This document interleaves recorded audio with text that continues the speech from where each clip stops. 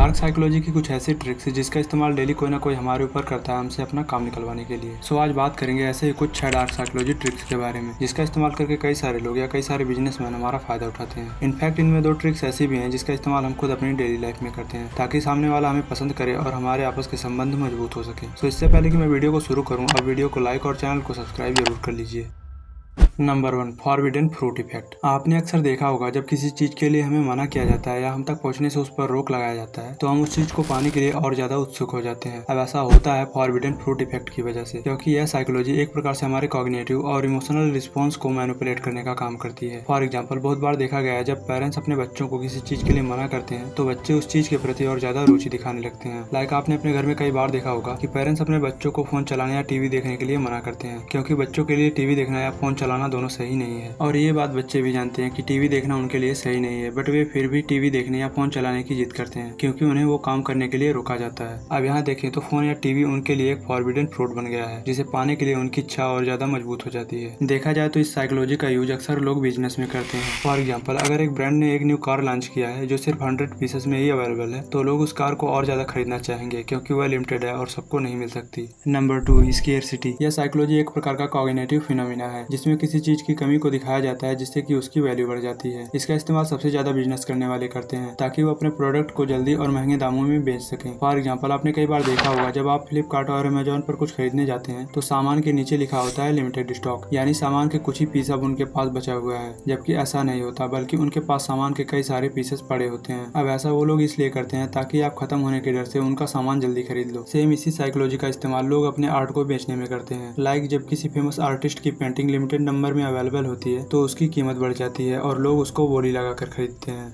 Number 3, anchoring. यह psychology एक प्रकार का कॉग्निटिव बायस है जिसकी वजह से हम कई बार गलत डिसीजन ले लेते हैं और हमें भारी नुकसान झेलना पड़ जाता है। एग्जाम्पल के लिए इमेजिन करिए आप एक मोबाइल शॉप पर एक मोबाइल खरीदने जाते हैं। शॉपकीपर आपको 10,000 रुपए का एक मोबाइल दिखाता है। देन आप कहते हैं कि कोई और मोबाइल दिखाओ। तब शॉपकीपर आपको एक और मोबाइल दिखाता है जिसका प्राइस 15,000 रुपए बताता है। सो जब आप दोनों फोन को कंपेयर करते हैं तो कहते हैं कि पहले वाला फोन सस्ता है एंड दूसरा वाला फोन महंगा है। सो यहाँ आपका 10,000 रुपए एक एंकरिंग पॉइंट बना हुआ है क्योंकि 10,000 रुपए वाला फोन आपको पहले दिखाया गया था। ठीक इसके अपोजिट, अगर शॉपकीपर आपको 15,000 रुपए वाला फोन पहले दिखाता और 10,000 रुपए वाला फोन बाद में दिखाता तो 15,000 रुपए आपका एक एंकरिंग पॉइंट बन जाता और आप बोलते कि सेकंड वाला फोन सस्ता है। अगर देखा जाए तो कुल मिला के इस साइकोलॉजी का एक सिंपल सा मतलब है, किसी चीज के बारे में आपको जो इन्फॉर्मेशन पहले दी जाती है आप उसी इन्फॉर्मेशन के बेस पर अपना डिसीजन लेते हो। अब बात आती है कि इससे हमारा नुकसान कैसे होता है। मान लीजिए आप अपने जान पहचान वाले किसी शॉपकीपर से कोई सेकंड हैंड लैपटॉप लेने गए जिसका एक्चुअल प्राइस 30,000 रुपए है, लेकिन लैपटॉप सेकंड हैंड होने की वजह से शॉपकीपर आपको 10,000 रुपए में दे देता है। अब यहाँ आप ये नहीं सोचते कि क्या वजह है कि सामने वाला अपना लैपटॉप सस्ते में बेच रहा है, क्योंकि हो सकता है लैपटॉप के अंदर कोई कमी हो, बट यहाँ आपको लगेगा कि शॉपकीपर हमारी जान पहचान का है इसलिए वो हमारे साथ कभी धोखा नहीं करेगा और आप लैपटॉप खरीद लेते हो। फिर कुछ दिन बाद पता चलता है कि लैपटॉप तो सही से वर्क ही नहीं कर रहा और बस आप एंकरिंग का शिकार हो जाते हो। सेम इसी साइकोलॉजी की वजह से हमारा शेयर मार्केट में भी भारी नुकसान होता है, क्योंकि कई बार हम किसी कंपनी का शेयर ये सोचकर खरीद लेते हैं कि जो कंपनी पहले बहुत अच्छी चल रही थी वो कंपनी आगे भी बहुत अच्छी चलेगी और अगर इस कंपनी के शेयर अभी सस्ते हैं तो एक टाइम के बाद इसके शेयर महंगे भी होंगे। यही सोचकर बिना रिसर्च किए हम कंपनी का शेयर खरीद लेते हैं और बाद में पता चलता है कि कंपनी तो डूब गई और हम एंकरिंग का शिकार हो जाते हैं एंड हमारा भारी नुकसान हो जाता है। सो जब भी आप किसी चीज के लिए डिसीजन लेने जाएं तो पहले से पड़ी इन्फॉर्मेशन पर भरोसा ना करें बल्कि पूरी तरह रिसर्च करके ही कोई डिसीजन लें।